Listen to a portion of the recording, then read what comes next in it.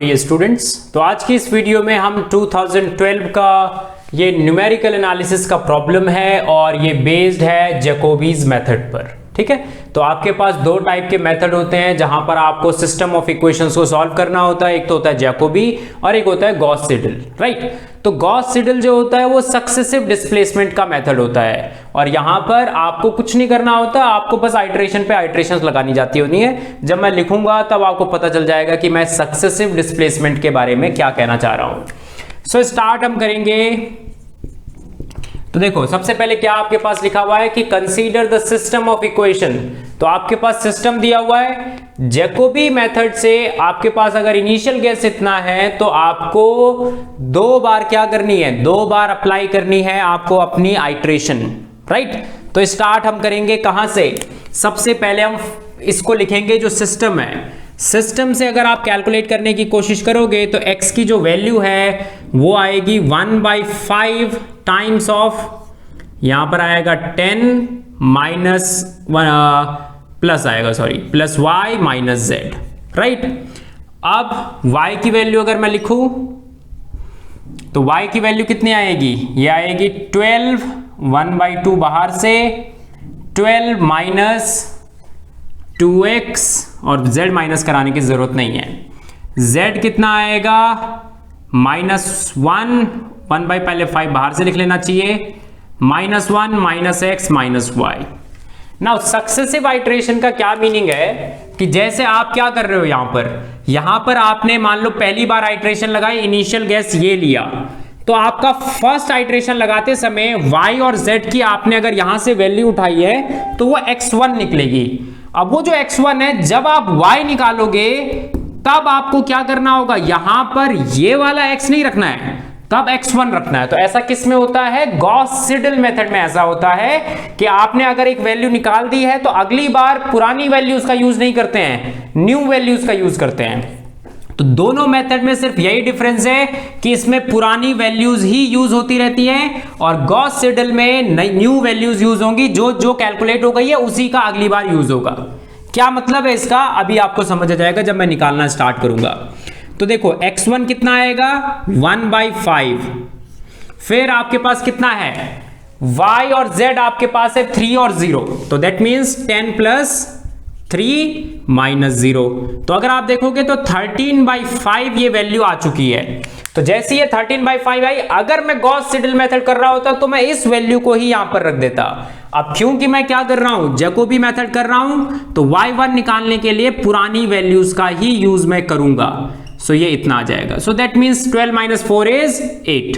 So that means 4 आ गया। अब z की वैल्यू कितनी आएगी? 1/5 -1 -2 -3, तो दैट मीन्स ये 6 आ जाएगा। और यहां पर बाहर से 1/5 था ये, हाँ ये 1/5 है।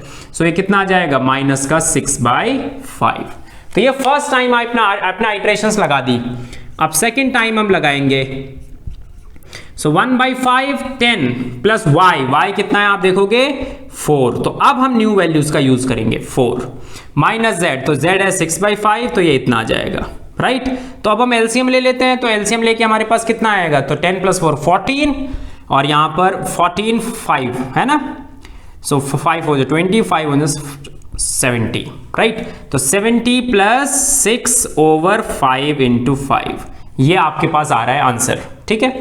सो दैट मीन्स ये आ रहा है 76/25। तो कैंसिल करके देख लेते हैं। सो कितना आएगा? 25 2 जा 50, आपके पास 26 रिमाइंडर बचा। तो दैट मीन, हाँ 3 जा करना पड़ेगा हमें, कुछ गलती हो रही है। इट मीन्स क्या गलती हो रही है? y तो आपका प्लस ही निकला है ना, ठीक है, और z आपका माइनस में निकल गया, -1/5, ठीक है सब कुछ। हाँ, तो फिर कहाँ गलती हो रही है? क्योंकि ऑप्शन में तो सब में 2.64 है, तो 70 10 plus 4 12 minus 4 is 8 divided with 2। आओ यस, ये 4, ये 2 नहीं है, ये 4 है। अगर ये 4 होगा तो ये वैल्यू 2 आएगी, ये गलती थी, सॉरी, ठीक है। अब वापस आ जाओ। हाँ, तो अगर वो 2 है तो यहां पर 2 आएगा, नाउ यहां पर 60 आएगा, यहां पर 66 आएगा, तो इसको मिटा देते हैं कंप्लीटली। ठीक है, तो कितना आएगा 66 बाई 25। नाउ 25 2 जा, ठीक है, 25 2 जा 50, 16 एलसीएम आपने डेसिमल लगाया 160 हुआ। आप जानते हो कि 25 8 7 6 25 6 जा होता है 150, राइट। फिर आपके पास कितना बचा, 10 रिमाइंडर बचा, तो 2.64 ही आ गया। हालांकि x2 निकालने से आपका कोई बेनिफिट नहीं है ज्यादा, क्यों? क्योंकि आपके पास यहां पर जो वैल्यूज हैं वो सब में सेम है, यहां पर इन जगहों पर सबकी वैल्यूज सेम है। तो मतलब दो वैल्यूज आपको निकालने की रिक्वायरमेंट थी, y2 और z2। अगर आप ये निकाल देते हो तो आपका काम बन जाएगा, ठीक है। तो ये जो कैलकुलेशन है ये वेस्ट है, इसका कोई यूज नहीं हो रहा है ऑप्शंस को डिस्कार्ड करने में। y2 को निकालेंगे, y2 कितना आएगा 1/4 ऑफ 12 माइनस 2x, तो ये आपने निकाला होता 13/5, सो 12 माइनस 26/5, राइट। सो एलसीएम लोगे 60 माइनस 26 इज 34, ठीक है। आप कैंसिल करोगे तो 17/10 ये आएगा, सो दैट मीन्स ये 1.7 आएगा। कितना आएगा 1.7। सो इट मीन्स कि आपके ये दो ऑप्शंस तो चलो इससे डिस्कार्ड हो गए। ये जो था वेस्ट ऑफ टाइम था, इसका हमें कोई यूज नहीं है ऑप्शंस को डिस्कार्ड करने में, ठीक है। मैंने ध्यान नहीं दिया, बट आपको ध्यान देना चाहिए था ताकि वेस्ट ना हो टाइम। y2 आपने निकाल दिया, अब लास्ट हम z निकाल देते हैं। z कितना आएगा 1/5 माइनस 1 माइनस x, तो ये है 13/5 और y है 2।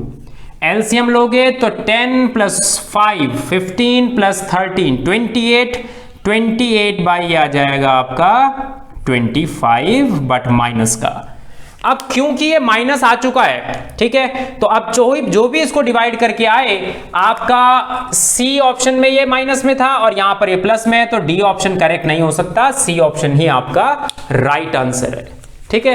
तो इस तरीके से हम क्या करते हैं, जो आपका जैकोबी मेथड है उसको प्रोसीड करते हैं। तो गॉस सीडेल और जैकोबी में बार बार मैं कह रहा हूं कि उसमें एक ही डिफरेंस है कि उसमें हम सक्सेसिव डिस्प्लेसमेंट करते हैं। इसका मतलब है कि आपने जो वैल्यू निकाल दी, अगर उसी टाइम पर भी दूसरी जगह उस वैल्यू की रिक्वायरमेंट है तो आप पुरानी यूज ना करके न्यू यूज करते हैं। बट जैकोबी में ऐसा हमने नहीं किया, जो वैल्यू शुरुआत वाली थी पहले x1 y1 z1 निकालने में शुरुआत वाली वैल्यूज का यूज हुआ, फिर x2 y2 z2 निकालने में किसका यूज हुआ, ये 2 है, x2 y2 z2 निकालने में जो हमने फर्स्ट स्टेप में वैल्यूज निकाली थी उसका यूज हुआ, राइट। सो